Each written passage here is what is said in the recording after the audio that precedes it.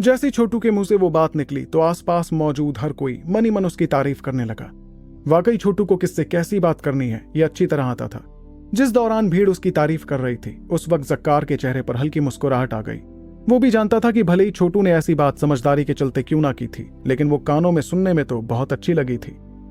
फिर छोटू ने जरा भी देर नहीं की और तुरंत तीनों पड़ाव पार करने वाली गोलियां ज़क्कार की तरफ फेंक दी। उसे इस वक्त कावा की जरा भी फिक्र नहीं थी, क्योंकि कावा तो ज़क्कार से कुछ कहने की भी हिम्मत नहीं कर पा रहा था। वहीं जब ज़क्कार ने छोटू से वो गोलियां हासिल की तो कुछ पलों के लिए तो वो गौर से उन गोलियों को ही देखने लगा। जब उसने गोलियों में छिपी शक्तियों को महसूस किया तो उसके चेहरे की मुस्कुराहट और ज्यादा बड़ी हो गई। उसने पहले भी पड़ाव पार करने वाली गोलियां देखी थी जो बहुत बड़ी नीलामियों में नीलाम हुई थी, लेकिन ये गोलियां इतनी खास थीं कि बहुत कम नीलामियों में नीलाम के लिए आती। उस वक्त ज़क्कार ये गोलियां खरीदने में नाकाम रहा था, लेकिन अब वक्त बदल चुका था। इतने में तीनों गोलियां अपने पास रखते हुए ज़क्कार ने अपने हाथ लहराए और एक सुनहरी रंग की पोटली सीधे छोटू की तरफ फेंकते हुए कहा, इसके अंदर है 2,40,00,000 निर्वाण गोलियां। ज़क्कार कोई मामूली योद्धा नहीं था, इसलिए उसके लिए इतनी बड़ी रकम चुकाना मुश्किल नहीं था। तभी छोटू ने वो सुनहरी पोटली पकड़कर उसके अंदर देखना भी सही नहीं समझा, बल्कि वो तो तुरंत कावा की तरफ देखकर मुस्कुराते हुए पूछने लगा, कावा, अब तो मेरी हैसियत हो गई है ना बोली लगाने की। 2,40,00,000 निर्वाण गोलियां इस क्लास 5 के आत्माई खजाने के लिए। सच कहूं तो मेरे पास इतनी रकम है, अगर तुम इससे ऊंची बोली लगाने में कामयाब हुए तो ये क्लास 5 का आत्माई खजाना तुम्हारा हुआ। कावा के चेहरे पर फिलहाल एक अजीब नाराजगी नजर आ रही थी। उसे ये देखकर साफ समझ आ रहा था कि वो छोटू को कच्चा चबा जाने के लिए बेताब हो रहा था। इतने में मंच पर खड़े ज़क्कार ने भी कावा की तरफ देख कर कहा, कावा, अगर तुम ध्रुव से ऊंची बोली नहीं लगा सकते हो तो मैं ये आत्माई खजाना उसे पकड़ा दूंगा। जाहिर सी बात थी कि जब कोई किसी से चीजें हासिल करता था तो वो उसके लिए भला ही सोचता था। इसलिए अब जो कि ज़क्कार ने छोटू से वो पड़ाव पार करने वाली गोली हासिल की थी, इसलिए वो कहीं ना कहीं छोटू की तरफ हो गया था। उसकी बात सुनते ही कावा ने अपनी मुट्ठी कसनी शुरू की। इस दौरान पूरे नीलामी के मैदान में लोग हैरत भरी निगाहों से छोटू को देखते जा रहे थे। किसी ने भी नहीं सोचा था कि कमजोर साम्राज्य से आया वो लड़का असल में चारों महान साम्राज्यों से ऊंची बोली लगा देगा। कावा की चुप्पी देखकर ज़क्कार ने आत्माई खजाने के फैसले का ऐलान करने का मन बनाया, लेकिन जैसे ही उसने अपनी नजर ऊपर की तरफ की तो कावा ने छोटू की तरफ देखकर बेरहमी भरे अंदाज में कहा, ध्रुव रायज़ादा, मानना पड़ेगा तेरी चालाकी तो बहुत खास है, लेकिन इतनी जल्द खुश होने का कोई फायदा नहीं है। तुझे क्या लगता है कि मेरी सारी चाल इस्तेमाल हो गई? उसके चेहरे पर मुस्कुराहट देखकर छोटू के चेहरे पर हल्की परेशानी नजर आने लगी। उसे समझ नहीं आ रहा था कि आखिर कावा किस चाल की बात कर रहा था।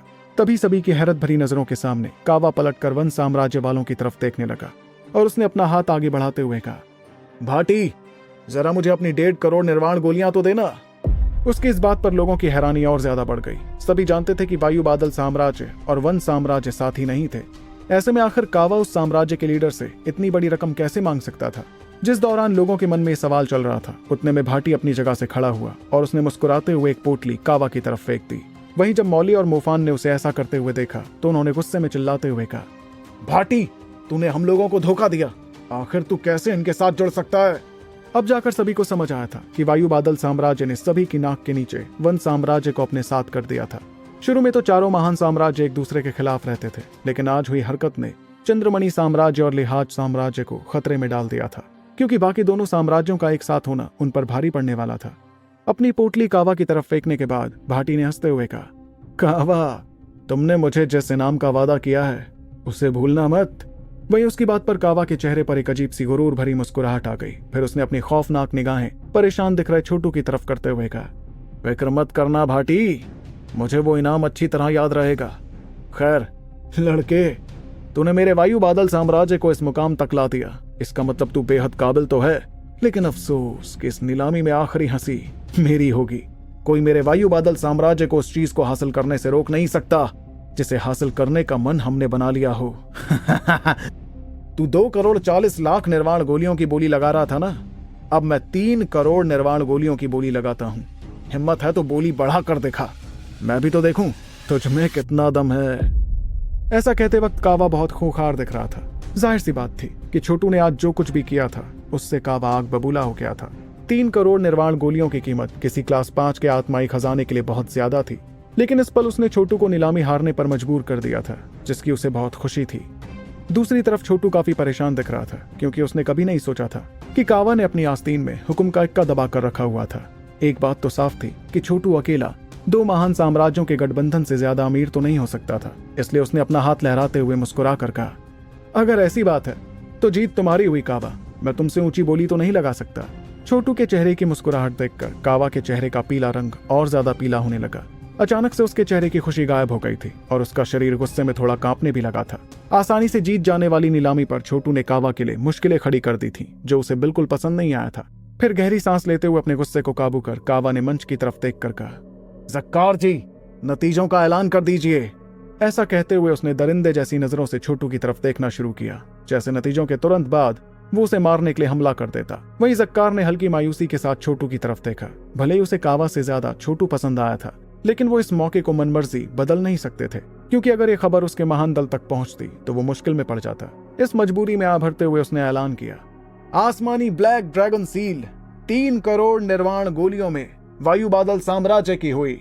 इसी के साथ 3 करोड़ निर्वाण गोलियों वाली पोटलियां सीधे ज़क्कार की तरफ पड़ी।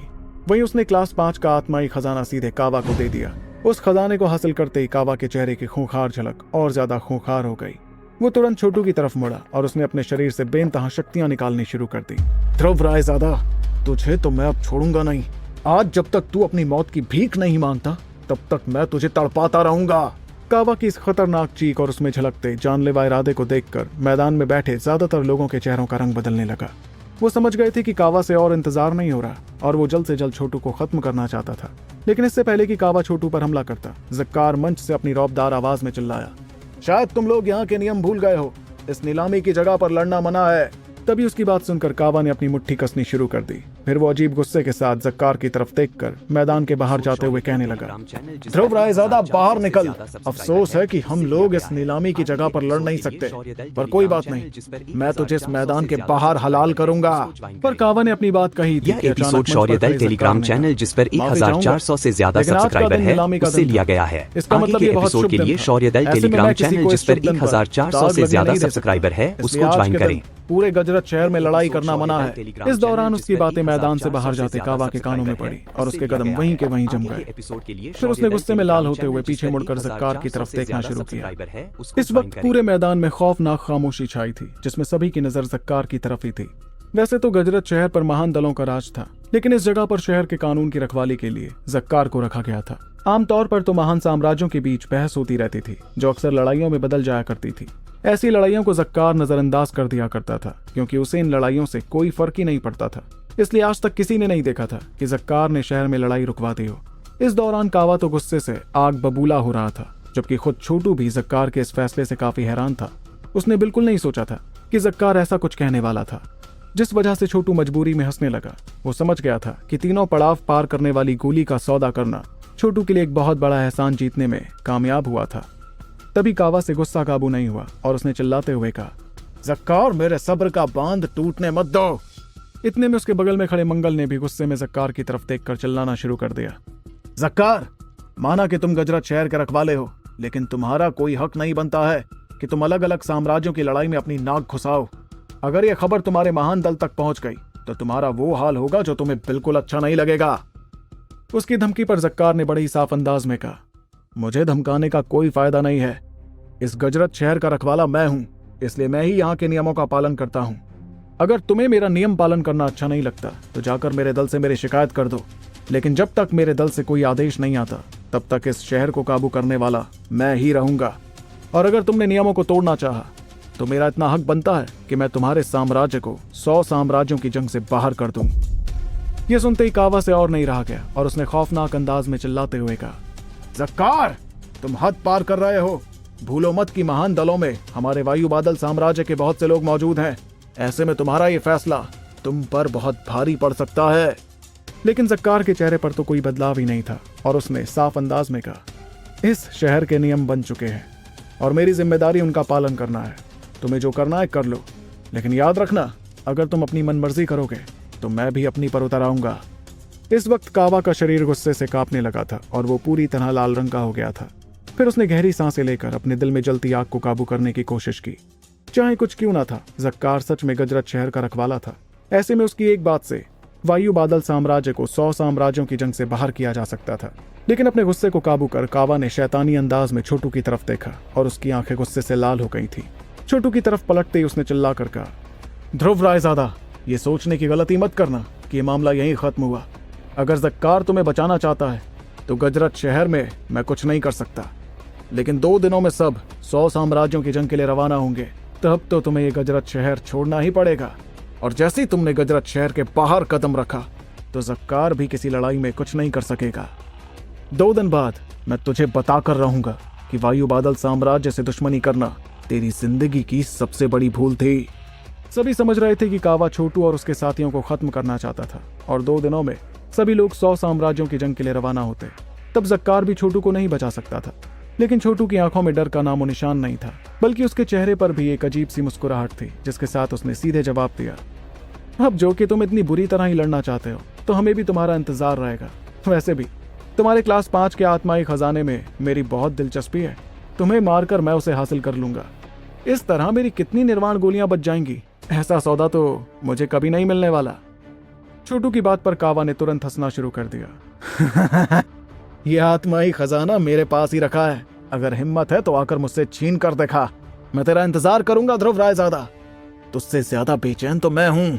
2 दिनों बाद मैं तेरी इस तेज जुबान को काट कर सभी को बता दूंगा कि हमसे दुश्मनी करने का अंजाम कैसा होता है। चलो साथियों, यहां से चलते हैं। अपनी बात पूरी कर कावा ने हाथ लहराया, जिसके बाद वो तेजी से वहां से जाने लगा। ये देखकर मंगल और उसके बाकी साथी भी उठकर मैदान से बाहर चले गए। वायु बादल साम्राज्य के लोगों के जाने के बाद मैदान का तनाव से भरा माहौल बेहतर होने लगा। सभी की नजरें छोटू और उसके साथियों की तरफ हुई। 2 दिनों में दूध का दूध और पानी का पानी होने वाला था। जब 100 साम्राज्यों की जंग की शुरुआत होती, तभी छोटू ने भी अपने साथियों से कहा, चलो हम भी अब यहाँ से चलते हैं, हमें वापस लौटकर काफी तैयारियां करनी है। अब जो कि वायु बादल साम्राज्य हमसे टकराना ही चाहता है, तो हम यह एपिसोड शौर्य दल टेलीग्राम चैनल जिस पर 1400 से ज्यादा सब्सक्राइबर है उससे लिया गया है। आगे के एपिसोड के लिए शौर्य दल टेलीग्राम चैनल जिस पर 1400 से ज्यादा सब्सक्राइबर है उसको ज्वाइन करें। ज़क्कार की वजह से शौर्य दल टेलीग्राम चैनल जिस पर 1400 से ज्यादा सब्सक्राइबर है उससे लिया गया है। आगे के एपिसोड के लिए शौर्य दल टेलीग्राम चैनल जिस पर 1400 से ज्यादा सब्सक्राइबर है उसको ज्वाइन करें। 2 दिन बाद क्या होगा ये तुम पर ही निर्भर होगा। इतना तो जरूर है कि अगले 2 दिनों में कावा और उसके साथी तुम्हें कुछ नहीं कर सकते, इसलिए इन 2 दिनों में अच्छे से तैयारी करना। उसकी बात पर छोटू ने हामी भरी और वो सभी बाहर निकल गए। जब मौली ने उन लोगों को वहां से जाते देखा तो उसने धीमी आवाज में कहा, मुझे पहले लगा था कि इस नीलामी में सबसे बड़ी लड़ाई हमारे चंद्रमणि साम्राज्य और वायु बादल साम्राज्य की होगी, लेकिन मैंने कभी नहीं सोचा था कि हम तो बस लड़ाई देखते रह जाएंगे। इस लड़के ध्रुव को अच्छी तरह आता है कि लोगों का ध्यान अपनी तरफ कैसे खींचना है। इस पर पास ही खड़ी जैस्मीन ने चेहरे पर परेशानी के साथ कहा, लेकिन 2 दिन बाद ध्रुव और उसके साथी बहुत बड़ी मुश्किल में पड़ने वाले हैं। वायु बादल साम्राज्य की असली ताकत का उन्हें कोई अंदाजा नहीं है। तो क्या होगा 2 दिन बाद जब 100 साम्राज्यों की जंग शुरू होगी? कैसे सामना करेंगे छोटू और उसके साथी वायु बादल साम्राज्य का? जानने के लिए सुनते रहिए सुपर योद्धा सिर्फ पॉकेट FM पर।